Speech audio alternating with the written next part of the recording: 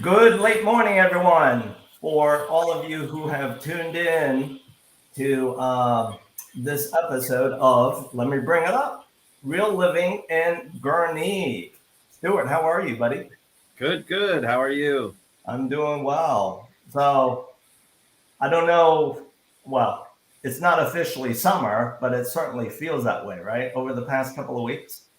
Yeah, absolutely. It's been fantastic weather, so certainly can't complain, right? Yep, yep. And from what I know, I think most of the school districts have ended their school season. So the benefit for you and me is there's less traffic on the road, less school buses and parents trying to get to and from school. Yeah, that's for sure. That is really for sure. All right, all right. So for all of you who are sharing your time with us, tuning into this episode of Real Living in Gurnee. Let me start off by introducing myself, and I'm going to throw the baton over to Stewart. My name is Bill. I'm one of your co hosts in this episode. Stewart? Hey, I am Stewart Ramirez with 𝙂𝙧𝙧𝙣 Realty, as many people know, and I am the assistant co-host. Well, we tag team together, everyone, to share information of value to you. Certainly in the business, the life event of selling and or buying real estate. So, with that as the backdrop, Stuart, why don't you lead off with dropping your local market update for what's going on in or near Gurnee, Illinois? Okay, so a lot of times I usually refer to some of these numbers as just single family homes, really, because it's the biggest category and it's what most people are looking for. There are many people who are looking at condos and renting apartments and things of that nature. But to keep numbers simple and more realistic for more people, I like to just kind of keep it to single family homes. So that being said, right now in the Gurnee area, believe it or not, there is only 85 available properties. So it's a little bit tough of a market out there, considering that there at any given time people are buying. It is difficult or hard to believe that it's only 85. So there's not many choices. Now remember, 85, that's a range from 200,000 as a general low to a high of 7 million. There is a big giant commercial property, a horse stable farm that's for sale. So it's not much. It Yeah. really is not much. Wow. Wow. Um, in terms of number of months, because I hear that sometimes, what does that mean in terms of number of months? Is it like 1 month of supply, one and a half? What do you know? In reality, it's about 1.5. That's it. Wow, that's it. Yeah, that is low. That is Yeah, low for because sure. I've heard in the normal markets, when I say that, Stuart, it seems like it's many moons ago, right? In the normal market, you need several months of supply, like 4 to 6, right? Correct. So that you can have proper choices. So people have a number of homes in each price category, right? Okay. If the lower the number, then the lower in each category. So not everybody can afford a $700,000 house. Not everybody can afford, $1 million house. So True. it's True. definitely price points. True. Yeah. For those of you who might want to own your horse stable, hey, Stuart your man. He just offered to you an opportunity. Yeah, yeah, for sure. Um, let's now talk about this. So, what I think I'm hearing, Stuart, for your real estate brokerage, for yourself and your team of agents and brokers, it's still very much a seller's market. Yes, yes, it is still very much a seller's market. There's not enough inventory, so buyers are still, if the house is good condition, updated condition. Buyers are fighting, making multiple offers, in some cases ridiculous offers for the property. Okay, explain. What do you mean by a ridiculous offer? Well, so let's say the house normally is listed for 400,000, and it may appraise at 415. Maybe it appraises at 385. You know, there's Right. give or take, 2-3%. In fact, appraisers have the ability or have the right to be off 3%, Right. up to 3% without being penalized or warned, because they're licensed and they're regulated as well. Right. So 3% of 400,000 is $12,000. That being said, people are coming in with offers at 425, 450, 460, and waiving their right to appraisal. So that's what I mean by a ridiculous offer. When someone waives, their right to an appraisal, and they're paying knowingly $40,000 over list price, that's extreme. That's extreme. So or when you are representing a seller, you still see a lot of that. I'm curious, putting you on the spot, is that usually the offer you lean toward, the highest and best? Or explain a little bit of what goes through your mind when you're representing a seller like me and my best interest. Well, yeah, when I'm representing a seller and we have that situation, we are looking for highest and best. We are looking for those people who are putting in offers as is, meaning they're not going to come back and ask for petty repairs or money for simple repairs. We're looking for, even part of the ridiculous offer, no inspection. I never recommend that to the buyer, but it is happening right now. Really? Yeah. Well, hey, you warned them. Yes. You warned them, right? Right. I try to, but sometimes you have to do what it takes. Sometimes you really have to go out on a limb to get what you want. Okay.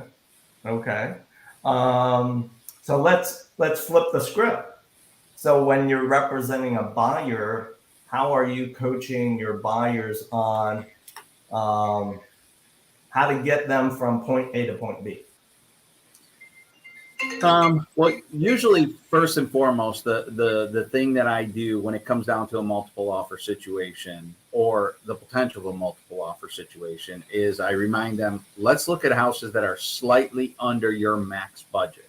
Nice. This way, if you go to bid on the house and your max budget is $250 and we're looking at houses at $225, we can supersede the list price, knowing that we can afford the property. Got it. So that is definitively one strategy to look at. Okay. However, human nature, if they can afford $250, they want to look at houses at $250. And it does make it a little more difficult to win that bid when we can't put in a $270 offer. Right. Are you seeing lenders, myself included, doing anything different to help you and your buyer client in that journey to get into escrow or to get under contract? Yeah, for sure. Some of the things that I'm seeing are proactive lenders calling the list agent, letting them know some inside details about the buyer, their qualifications. Also, real important that the lender express his experience and his ability to close deals and how confident he is in this buyer.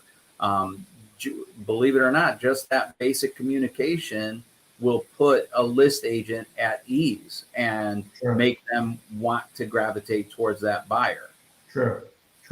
Yeah, as I say this and joke about it more times than not all pre-approvals are created equal.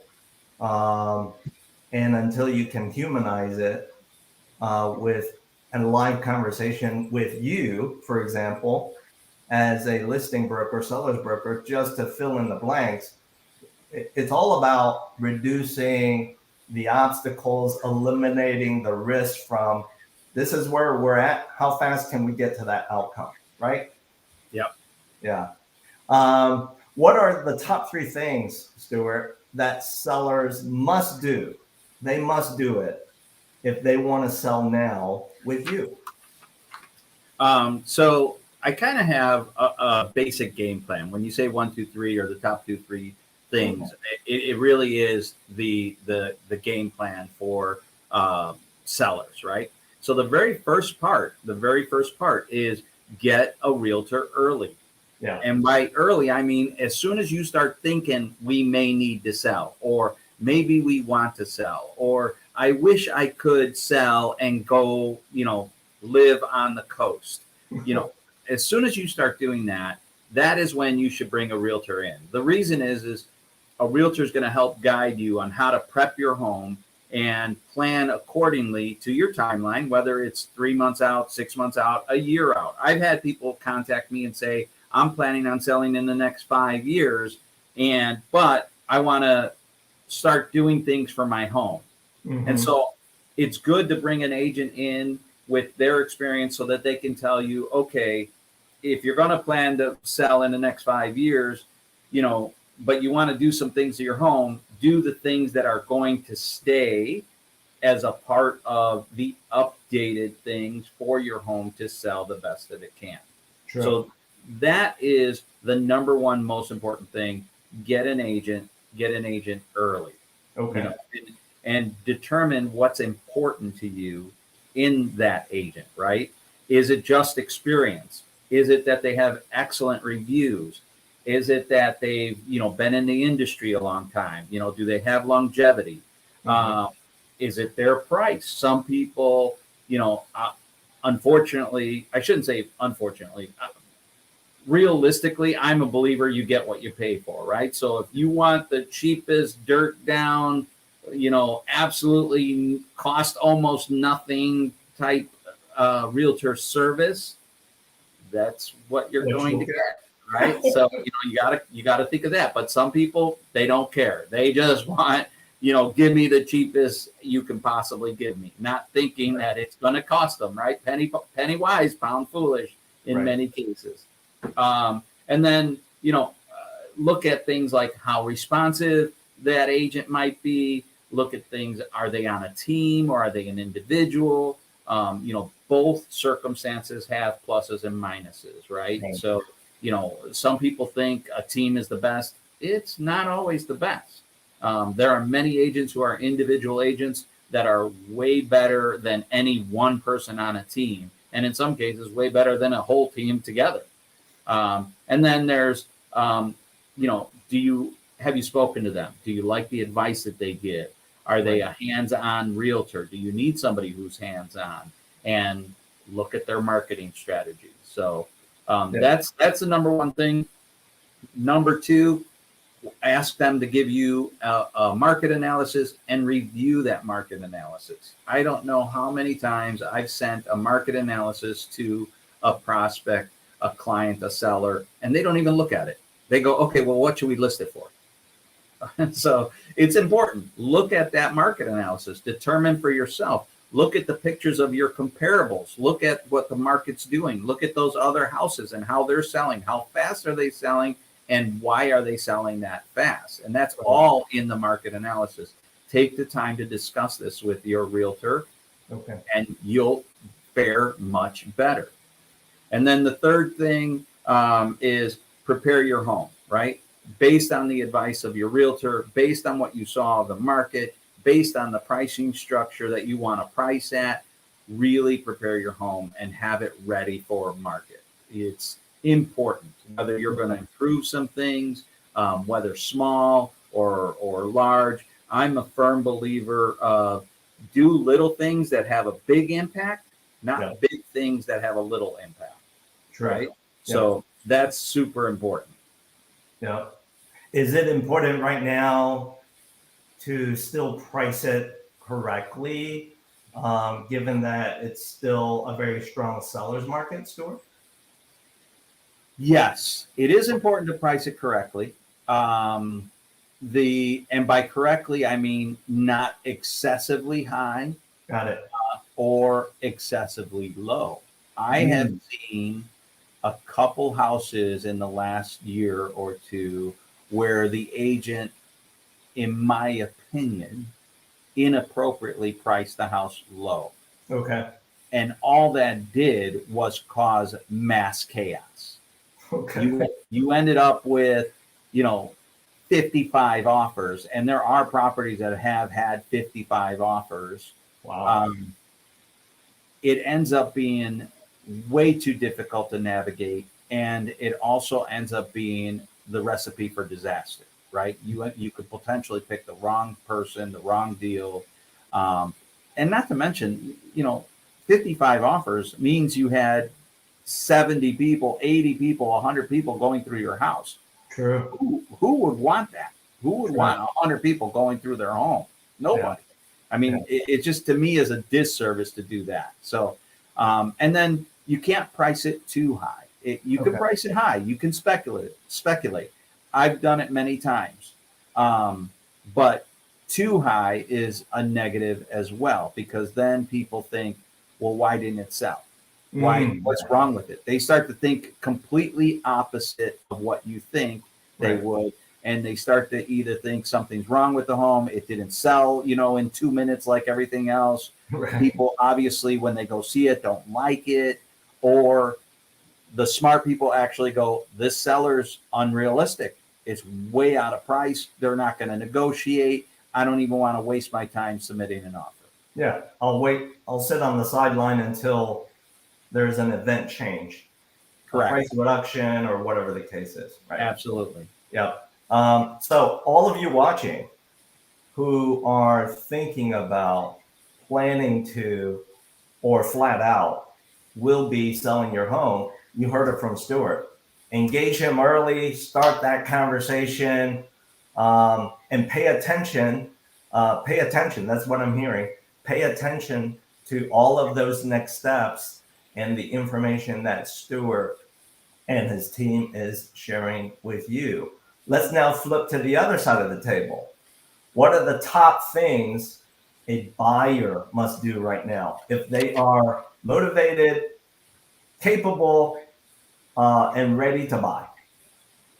So the number one thing in my mind is a lender. Get yourself a great lender, or someone that you trust and that has experience. That's the number one thing. Why? Right. Because that lender is going to guide you on what can you afford, how fast can you do it, what do you need for down payment, and then what your payment monthly is going to be. I don't know. I cannot tell you, Bill, how many times I've gotten people, they send me a pre-approval from their lender. They're pre-approved for, $300,000. And then I write up the contract, we get the deal, and then they go, well, how much is my payment going to be? Oh, wow. And when we come down to it, it's, well, your payment's going to be about $2,700. What? I want to pay $2,000. And it's like, your lender didn't discuss this with you? I know. So it's real important that you have a lender who's going to help you through that, give you all the tools in advance so you know exactly what you're getting yourself into and not wasting time and money and then, balking at a deal, walking away from a deal because you want it. And then you realize you don't really want to afford it. Yeah, exactly. What I call champagne taste on a beer budget. Sometimes. And even those people that have, the money for champagne, that sometimes they want to stay frugal. They want to stay realistic. Sure. And they're shocked when you give them the real number if they didn't do that research in advance. Yeah. I'm right there with you. And for those of you who are watching us, Stewart and myself today, if you are buying, whether it be your first home or your next home, spot on, Stewart. Spend the time having those conversations with your lender, and make sure your lender is explaining to you what figures are going into that estimated monthly total payment. We call it the PITIA, A meaning if there's an association fee. I think the best advice that I've shared with a buyer, and the buyer responded back in kind with their feeling is, Bill, I appreciate the fact that when you are throwing in estimated figures, you're being ultra conservative. I'd much rather be pleasantly surprised as opposed to the other way. Yeah. Yeah. I totally get that, Bill. I totally do. The other two things that I have for buyers are get a great realtor, of course, right? You want to make sure that they have experience. They've negotiated plenty of contracts. They've worked plenty of deals. They have good reviews. Do the research on online. There's plenty of different sites that you can review agents on. Whether it's Zillow and Google and Redfin does a thing, Realtor.com does a thing. So all the different websites do some type of review that you can look them up. Don't be fooled by reviews, because there are reviews that can be purchased. Right. And you can detect those. If you're actually reading the reviews, you'll see there's constant misspellings in them, misinformation, or just plain old generic information, doesn't really say anything about the agent. Then it's a fake review. But if you see, and that's not to say that there might be 5 fake reviews, but 25 real reviews, that's okay. Then you read, you kind of weed through the real reviews and you get an idea of what this person really is and can be. So I realize people like to get referrals, but don't always just go with the referral, right? There's nothing wrong with comparing that referred person to another agent to see if maybe the other agent's going to be better for you. Yeah. And to that point, because I'm a big believer in, the business that we're in, Stewart, real estate is a team sport. And sometimes for one client, they need a different team than their brother, sister, or their friend. It's just that way. Yeah. Yeah. Absolutely. Any other additional must-dos advice for buyers? Yeah, and the last thing is probably something that most realtors don't really insist on. But I try to remind my clients, Google the properties that you're interested in. Right. There's nothing worse than you go out, you spend 2-3 hours, and 80% of the homes that you went to were, next to train tracks that you didn't want to be next to a busy street that you didn't want to be next to, in a rundown neighborhood that you didn't realize was run down. Right. All these things you can easily discover from Google. And then, of course, there's, data that you can pick up on Google. Some people are worried about if there's, a registered sex offender. Did somebody die in the property? Different things that you can try and Google and do some just online research. Try to do as much as you can to weed out the properties that you don't like. Yeah. In this market specifically, it is so fast paced and there's so little available that you do not want to waste time looking at houses that you're not going to buy. True. And you have to make a decision quickly as well. Correct. So it's important to know what are your non-negotiables, right? For sure. Yeah. Anything else before we wrap up, Stewart? No, that's about it. Those are the 3, great lender, great realtor, and Google before you go out to make sure you love the place. There you have it, ladies and gentlemen. All of you watching us today, thank you for sharing your time with us. For when you or someone has the life event in front of them, whether it be right now, 6 months from now, or in some cases, several years from now, that can happen. And you need to start a conversation as early as possible with a great real estate team like Stewart and like myself. All you need to do to start that conversation is simply scan the QR code. We will be there to start that conversation with you and navigate you through your journey to get you from point A to point B. So as we wrap up, Stewart, thank you for sharing your time with me and our audience members today. For all of you watching, stay tuned for our next episode of Real Living, Stewart and myself, in about 4 weeks. We will post that on social so that you're aware of when it's going to drop. And we invite you to this next episode, and we thank you for your continued interest and loyalty. So for now, Stewart, have a great Tuesday, rest of your week, until I see you very soon. Yeah, awesome. You too, Bill, and certainly everyone out there, enjoy life. That is my #1 mantra. It's so important. Right on. Take care, everyone.